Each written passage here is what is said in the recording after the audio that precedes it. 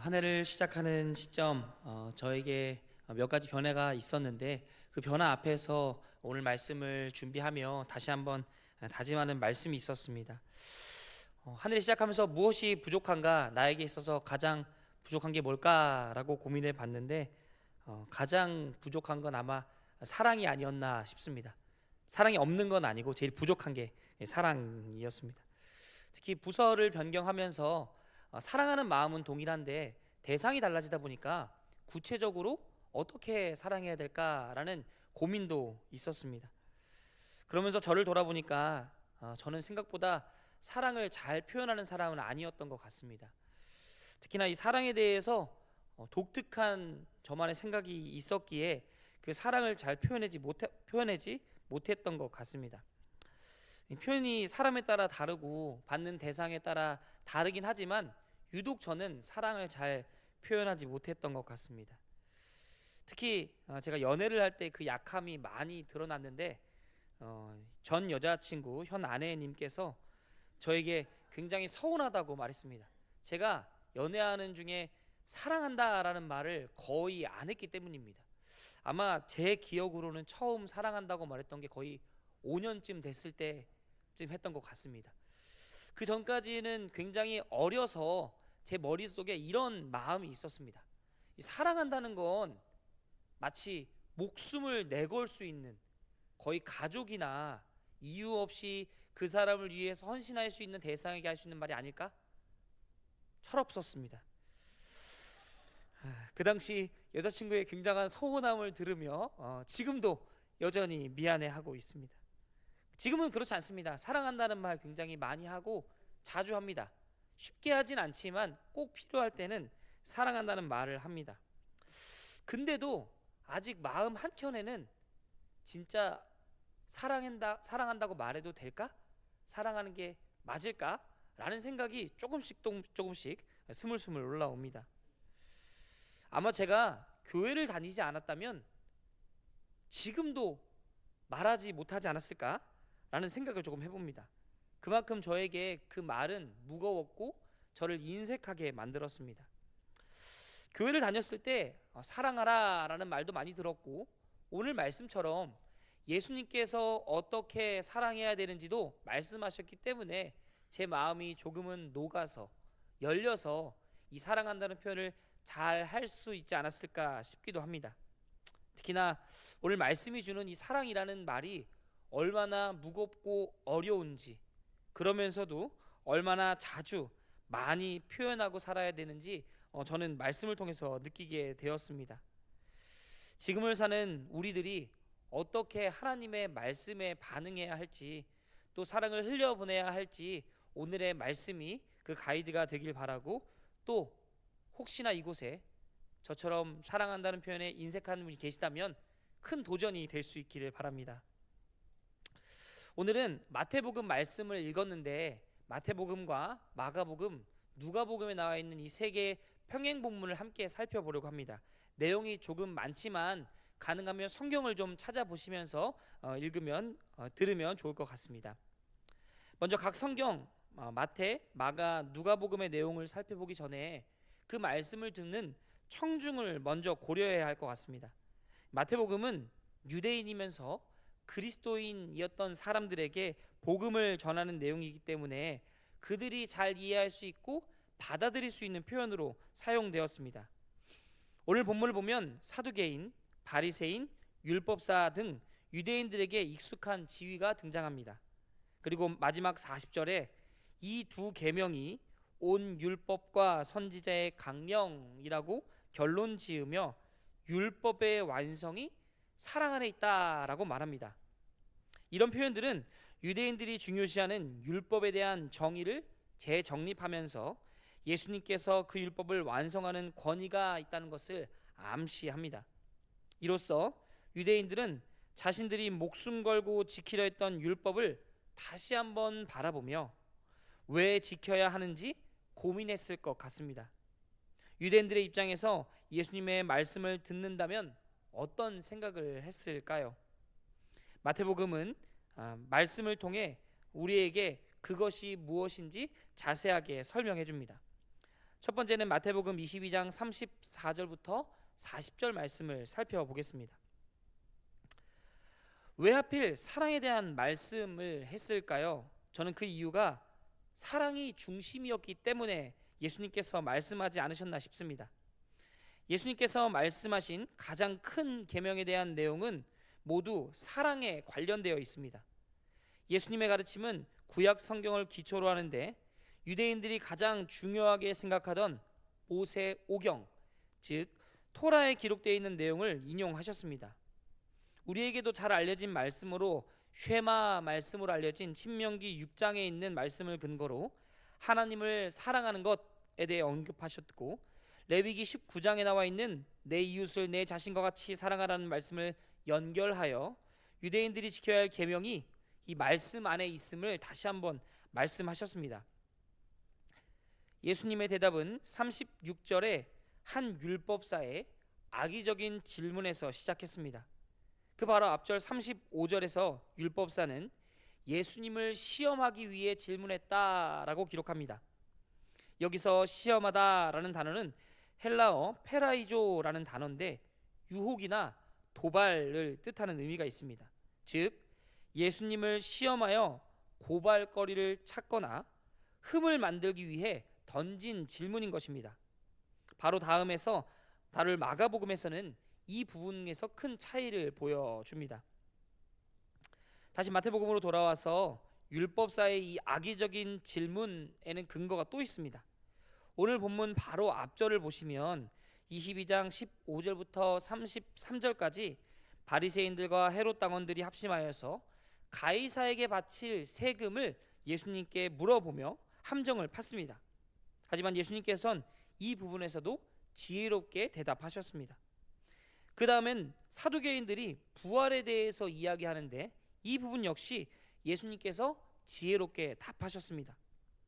이를 통해 다시 한번 종교 지도자들은 예수님을 공격하기 위해 당시 딜레마를 일으켰던 가장 큰 계명에 대한 이야기를 예수님께 질문합니다.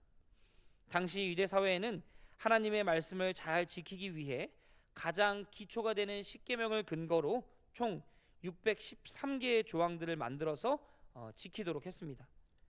그중 하나라도 크다고 주장하는 순간 다른 계명을 중시하는 사람들의 비난과 공격을 받을 수 있었기에 이 질문은 답을 내릴 수 없는 질문이었습니다.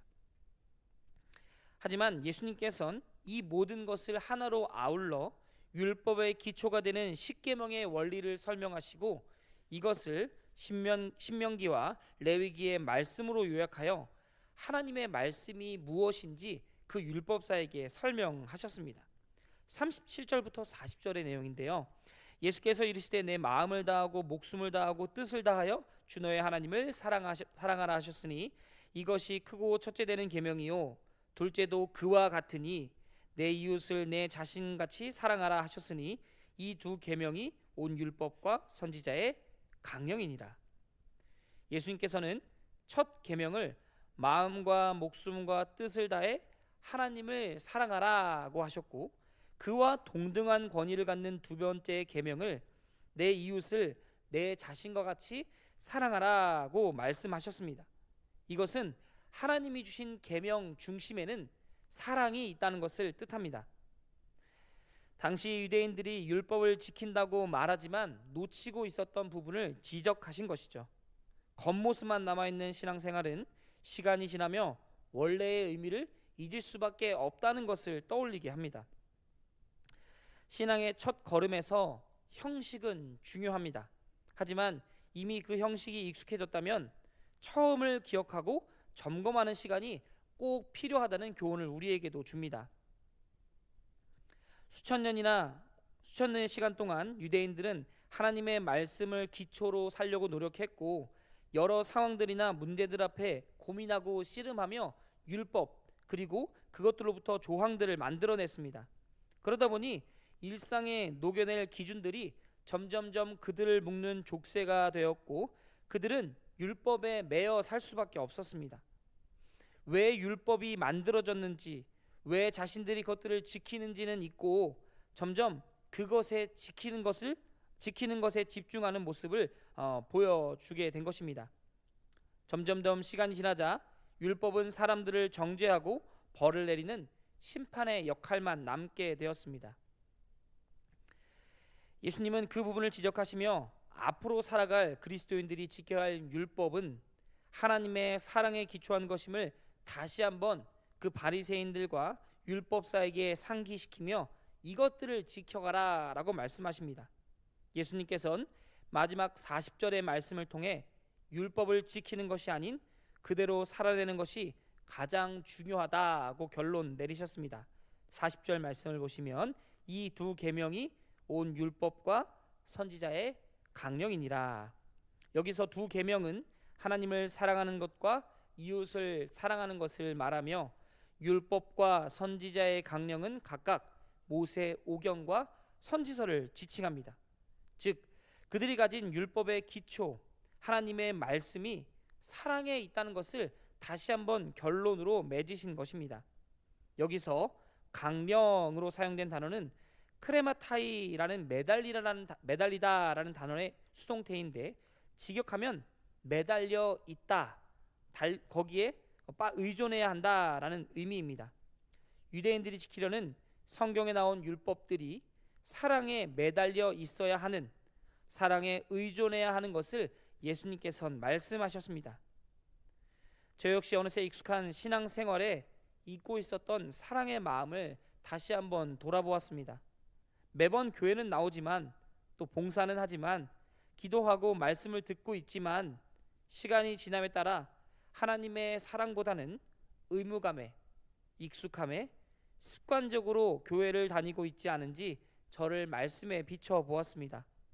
혹시나 이곳에 계신 성도님들 중에서 저와 같은 마음으로 고민하는 분이 있다면 오늘 말씀으로 우리를 다시 한번 비춰보아 그 사랑의 마음을 회복할 수 있기를 바랍니다. 예수님께서는 우리의 신앙생활이 형식적 완벽함을 향해 나아갈 것이 아니라 중심을 잃지 않고 가는 것이 더 중요하다는 것을 말씀하셨습니다. 그런 면에서 사랑을 안다는 것은 그 중심을 회복하고 잃지 않는 것에 있습니다. 두 번째 말씀은 마가복음에 나온 평행 본문인데 마가복음 12장 28절부터 34절의 말씀입니다. 기본적으로 마태복음의 내용과 마가복음의 내용은 비슷합니다.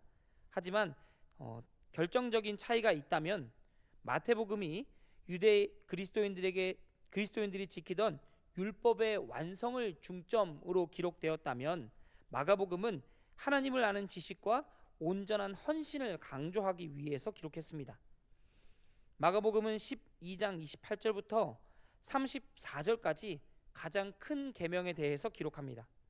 28절에서 예수님께서 질문한 사람은 율법사가 아니라 서기관입니다. 마태복음에서는 율법사, 마가복음에선 서기관. 큰 시각에서 보면 두 사람은 하나님의 말씀을 가장 가까이서 접하는 같은 직종의 사람들입니다. 하지만 마태는 예수님과의 갈등 관계에 있는 바리새인들의 대표로 율법사를 적대적으로 묘사했습니다. 마가는 하나님의 말씀을 기록하는 기록관의 의미를 조금 더 강조한 것으로 보입니다. 아마도 마가는 당시 지성인으로 불리던 사람 중 말씀을 기록하는 한 서기관을 대표로 하여 예수님께 나온 것으로 보입니다. 마태복음의 율법사는 예수를 시험하기 위한 의도를 보인다면 마가복음의 서기관은 예수님의 말씀을 그리고 그 대답을 듣고 알고 옳게 여겼기 때문에 예수님께 질문했다고 합니다. 마가복음 12장 28절 말씀인데요. 서기관 중 한 사람이 그들이 변론하는 것을 듣고 예수께서 잘 대답하신 줄을 알고 나와 묻되 모든 계명 중에 첫째가 무엇이니까? 예수님에 대한 조심스러운 접근과 판단은 그가 얼마나 지혜로운 사람인지 알 수 있습니다. 어떠한 불순한 목적보다는 눈앞에 있는 예수님이 얼마나 지혜로운 분인지 알아챘기에 그는 겸손히 예수님께 묻습니다. 이에 예수님께서는 동일하게 신명기와 레위기의 말씀을 기초로 그 계명에 대해서 답하셨습니다.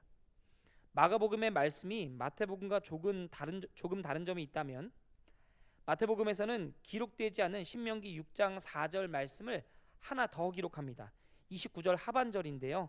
이스라엘아 들으라, 주 곧 우리 하나님은 유일한 주시라. 이는 유대인이라는 특정 집단보다는 로마 제국의 지배하에 있었던 그리스도인들, 이방 그리스도인들에게 쓰였다는 점에서 특정 집단의 상식보다는 모두가 알아야 할 내용을 기록한 것으로 볼 수 있습니다. 그리고 이에 대해서 서기관은 마가복음 12장 32절부터 33절까지 그 대답을 이어갑니다. 서기관이 이르되 선생님이여 옳소이다. 하나님은 한 분이시요 그 외에 다른 이가 없다 하신 말씀이 참이니이다. 또 마음을 다하고 지혜를 다하고 힘을 다하여 하나님을 사랑하는 것과 또 이웃을 자기 자신과 같이 사랑하는 것이 전체로 드리는 모든 번제물과 기타 제물보다 나으니이다. 이 부분에서 마가복음과 차이점이 있습니다. 예수님께 질문한 서기관은 예수님의 가르침과 자신이 배우고 익혔던 신앙이 예수님의 가르침과 같다는 점에 동의합니다. 그리고 그가 배운 하나님의 말씀을 기초로 고백합니다. 하나님을 사랑하는 것과 이웃을 사랑하는 것이 전체로 드리는 번제물 또 기타 제물과 비교되고 있습니다. 여기서 하나님을 사랑하는 것과 이웃을 사랑하는 것이 모든 것을 다 한다는 점에서 전체로 드리는 번제물과 같은 맥락에 있다는 것입니다.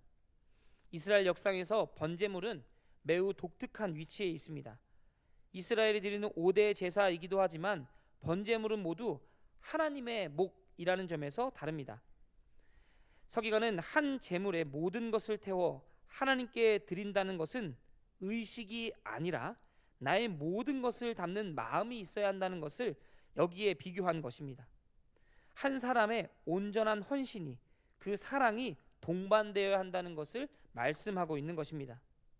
이런 제사를 연결한 서기관의 고백은 그가 살면서 경험한 것도 있겠지만 이미 구약 성경에 여러 번 언급된 말씀을 기초로 했을 가능성이 높습니다. 가령 사무엘상 15장 22절에 기록된 순종이 제사보다 낫고 듣는 것이 수령의 기름보다 낫다라는 사무엘의 가르침이나 호세아 6장 6절에 기록한 나는 인애를 원하고 제사를 원하지 아니하며 번제보다 하나님을 아는 것을 원한다라는 이 하나님의 말씀, 또 미가서 6장에 기록된 수많은 제물보다 정의와 인자, 하나님과 함께하는 것을 떠올리게 하고 있습니다. 이런 서기관의 대답을 들으신 예수님께서는 마가복음 12장 34절과 같이 말씀하십니다. 예수께서 그가 지혜 있게 대답함을 보시고 이르시되 내가 하나님의 나라에서 멀지 않도다 하시니 그 후에 감히 묻는 자가 없더라. 먼저는 서기관의 대답이 지혜 있다라고 평가하셨고 그가 하나님 나라에서 멀지 않다라고 말씀하셨습니다. 이런 서기관을 향한 예수님의 극찬은 마태복음에서 예수님을 대적했던 율법사와는 정반대의 결과를 도출합니다. 마태복음의 율법사는 예수님을 시험하고 판단하고 적대하려 했다면 마가복음의 서기관은 하나님의 말씀을 있는 그대로 받아들이고 순종하려고 했습니다. 그는 자신의 모든 것이 하나님께 온전히 바쳐질 번제물과 같다는 고백도 했고 그대로 행동하려는 용기도 있었던 것으로 보입니다. 그 이유는 당시 제사가 제사장의 고유의 권한이며 권력이며 인기였다는 점에서 알 수 있습니다.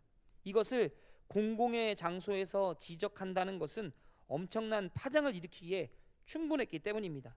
특히나 그가 속한 집단이 정치적으로 기득권을 가진 종교 집단이라는 점에서 그 대화를 하는 곳이 예루살렘 성전 아니라는 점에서도 그가 쉽게 말할 수 없다는 것을 우리는 알 수 있습니다. 그런 상황 속에서 하나님의 말씀에 순종하고 용기를 낸 이 서기관의 모습은 당시 로마 핍박 속에서 용기 있게 신앙을 지켜가는 많은 그리스도인들의 본으로 비춰졌습니다. 마태복음의 말씀이 그리스도인으로 살아가는 세계관의 재확립이라면 마가복음의 말씀은 하나님을 아는 지식 그리고 온전한 헌신, 그를 통한 용기 있는 결단이 우리에게 있어야 한다는 것을 촉구합니다. 올바른 신앙을 가진 그리스도인에게 올바른 행동이 나타나야 한다는 것을 잘 보여줍니다. 그리고 올바른 행동은 지금 내가 쥐고 있는 기득권을 내려놓는 것으로부터 시작합니다.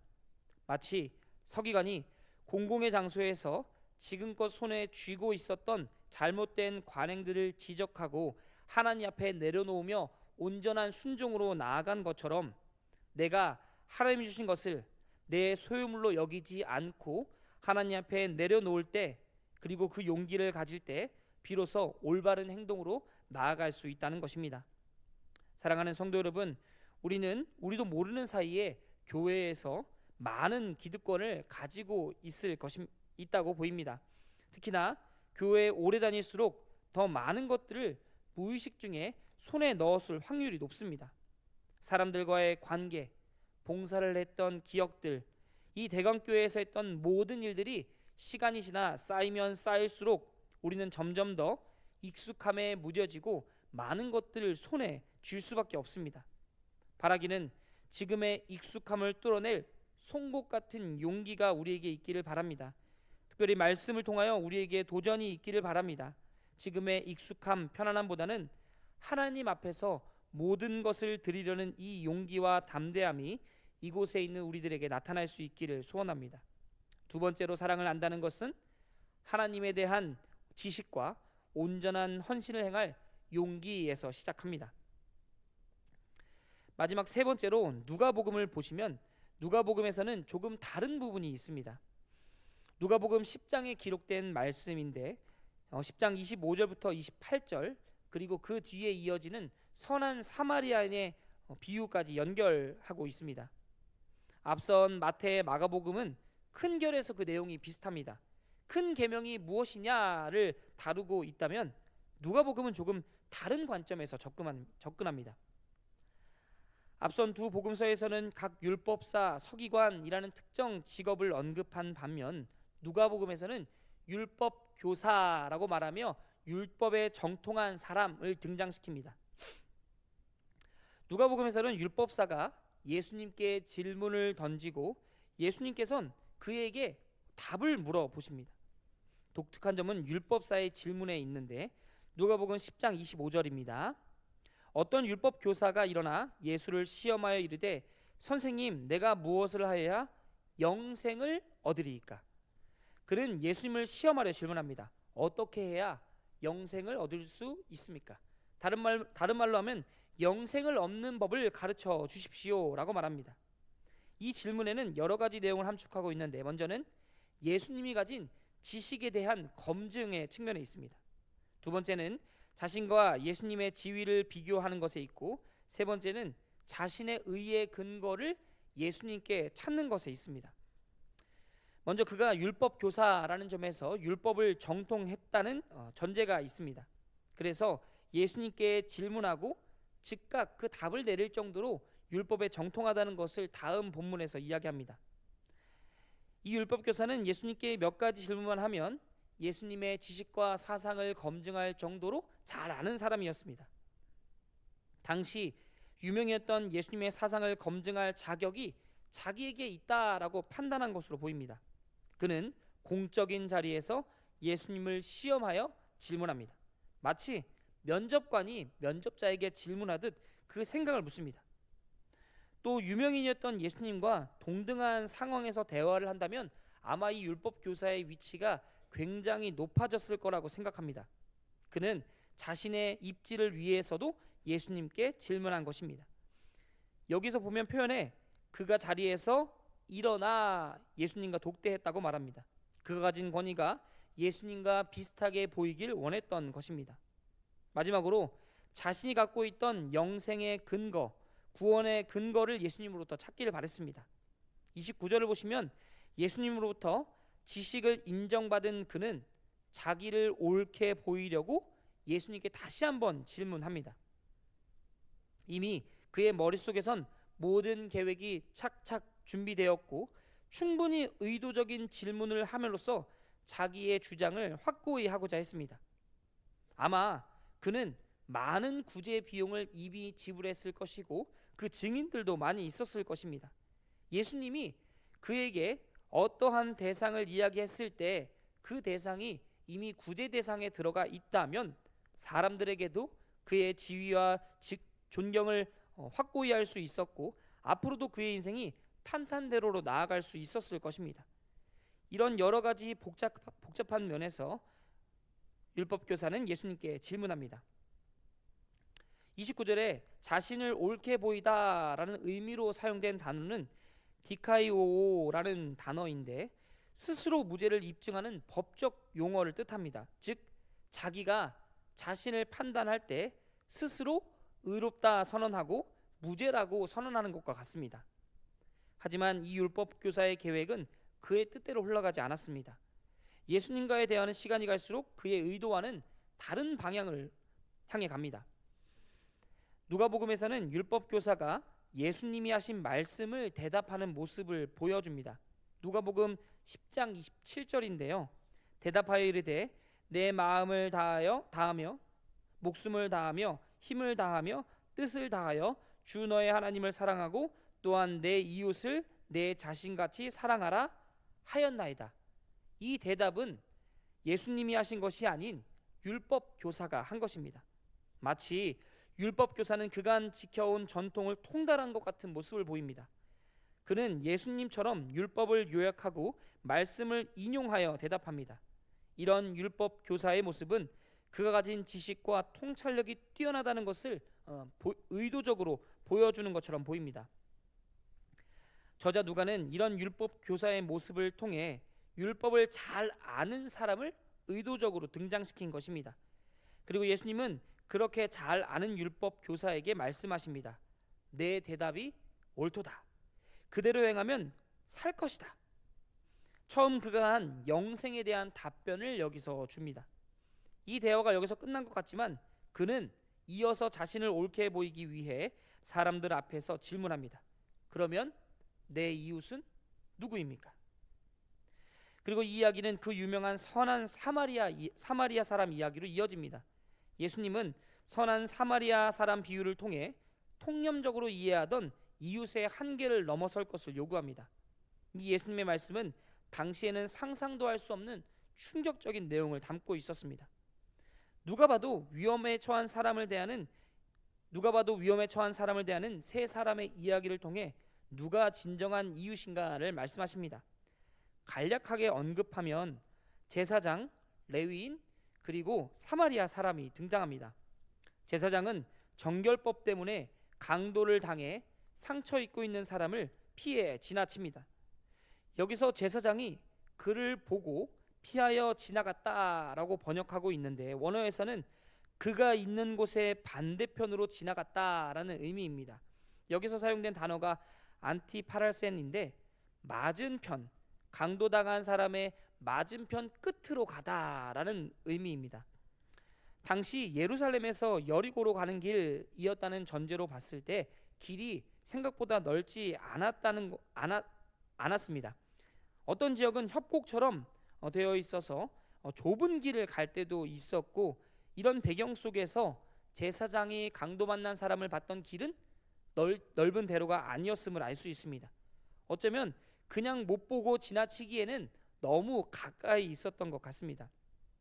하지만 그는 목숨이 경각에 달려있던 사람을 적극적으로 반대로 피해서 도망갔다는 것을 알 수 있습니다. 두 번째 사람은 레위인이었습니다.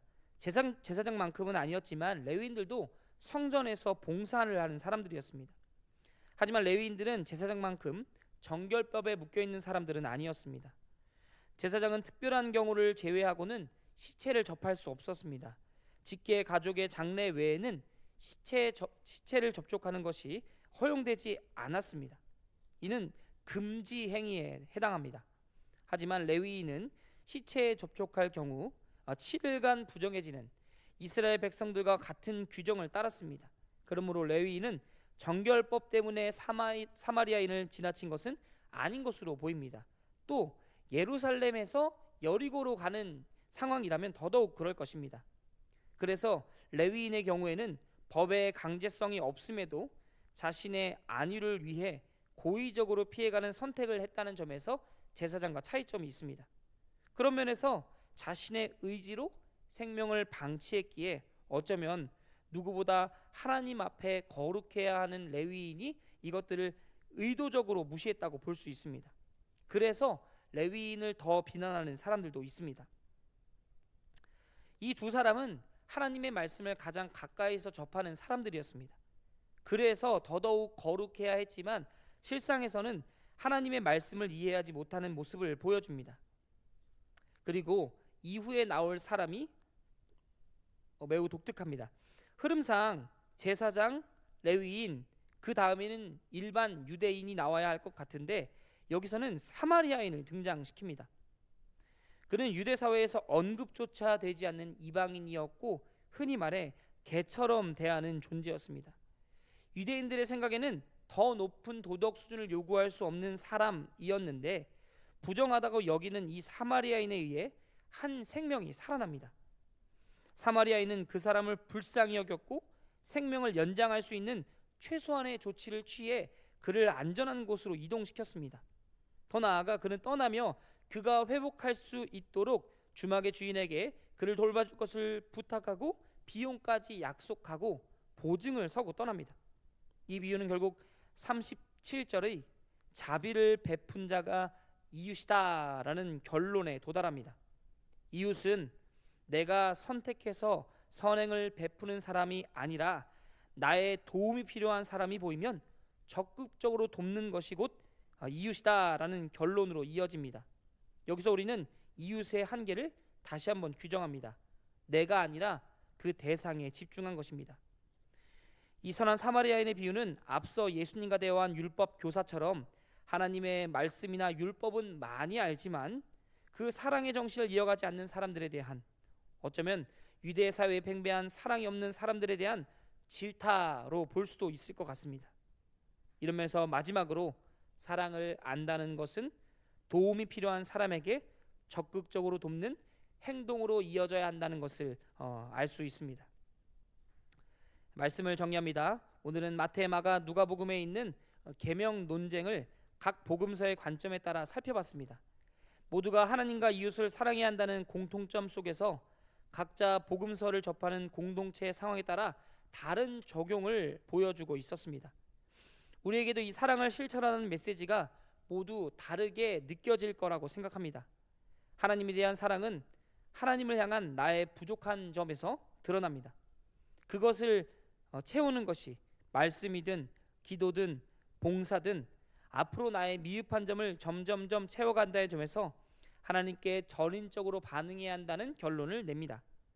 또 이웃을 사랑한다는 말은 나는 적당히 잘하고 있다라는 고정관념을 넘어 나의 도움이 필요한 사람을 발견하면 그 사람의 필요에 맞춰 돕는 결단과 행동이 있어야 한다고 말합니다. 때로는 내가 가진 가치관을 내려놓아야 할지도 모릅니다. 아니면 지금 누리는 편안함을 버려야 할 수 있습니다. 그럼에도 우리가 받은 이 하나님의 사랑이 우리의 생각과 마음을 변화시킨다면 한계를 넘는 사랑을 우리도 실천할 수 있을 거라고 생각합니다.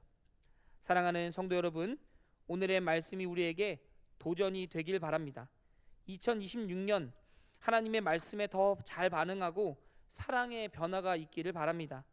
하나님이 주신 사랑의 기준이 내 가치관을 바꾸고 하나님께 온전히 헌신하는 결단으로 이어지길 바랍니다. 그래서 2026년에는 진정한 이웃을 발견하고 사랑하는 그 순간들이 생겨날 수 있길 기대합니다.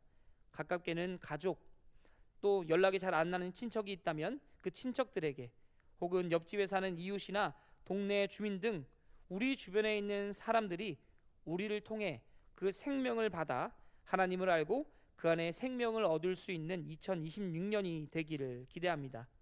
사랑을 안다는 것은 실천으로 온전해진다는 것을 꼭 기억하시고 그 기대로 오늘을 2026년을 살아가는 대강의 모든 성도님들이 되기를 간절히 소원합니다.